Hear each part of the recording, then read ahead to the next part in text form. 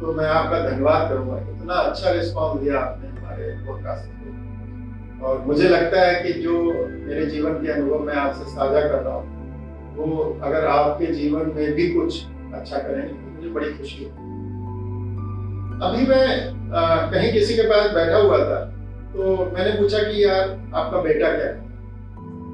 तो उन्होंने कहा यार बेटा तो मेरा बड़ा इंटेलिजेंट था लेकिन उसको मैंने अमेरिका भेज दिया। मैंने पूछा क्यों?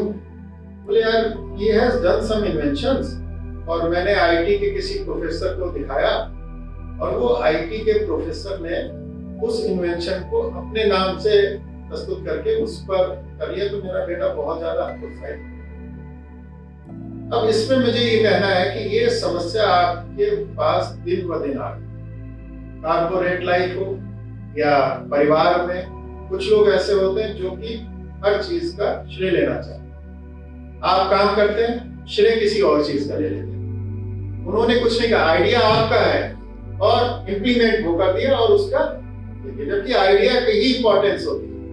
तो कुछ लोगों ने, फिर मुझे ये लगा कि मैं इस पर एक पॉडकास्ट बनाऊं कि इस तरीके की चीज से कैसे बचा जा सकता। पहली चीज तो ये है कि आपको ये मानना चाहिए कि इस पूरे ब्रह्मांड में, आप देखिए कि जिस तरीके से टेलीविजन है, तो टेलीविजन में आपको दिख रहा है कि उसमें कहां से पिक्चर आ रही है, कहां से आवाज आ रही है, नहीं दिख रहा है ना।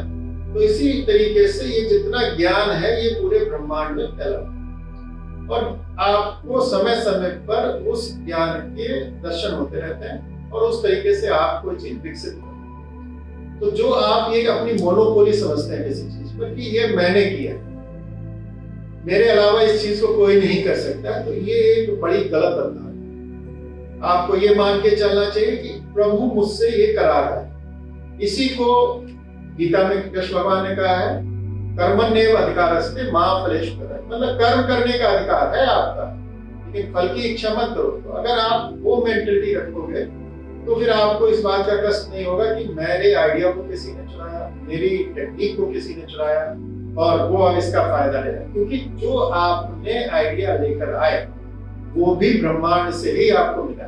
तो जब आप उस चीज को अपने से कनेक्ट उतना नहीं करते हैं तो निश्चित ही आप उसकी ऑनरशिप नहीं करेंगे और यू विल बी हैप्पी।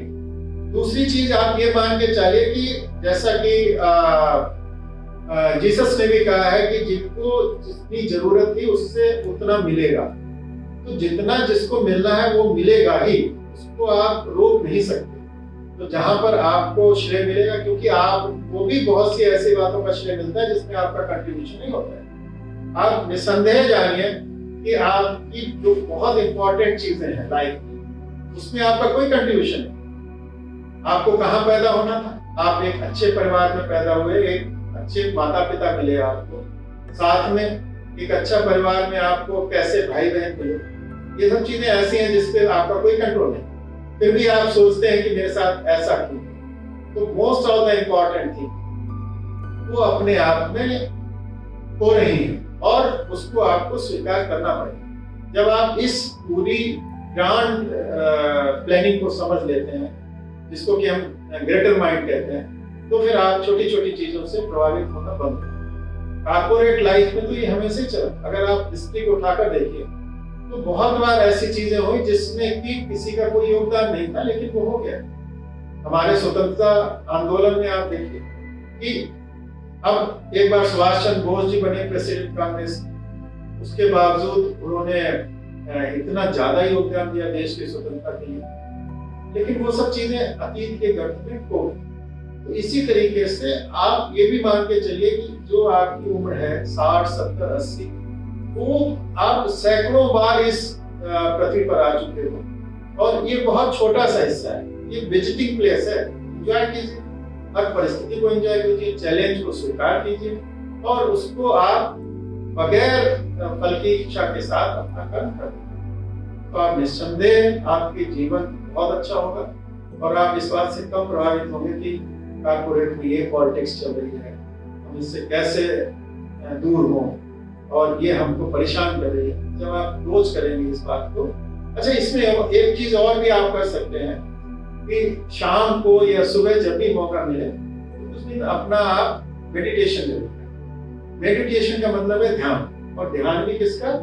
अपनी सांसों का ध्यान कीजिए, अपने बारे का चिंतन कीजिए, मनन कीजिए, तो इससे भी बहुत बड़ा फायदा है। तो अगर आप ये छोटे छोटी सी चीजें अप्लाई करेंगे अपनी लाइफ में, तो निसंदेह कॉर्पोरेट पॉलिटिक्स से बच पाएंगे और अपने मेंटल पीस को बचा पाएंगे।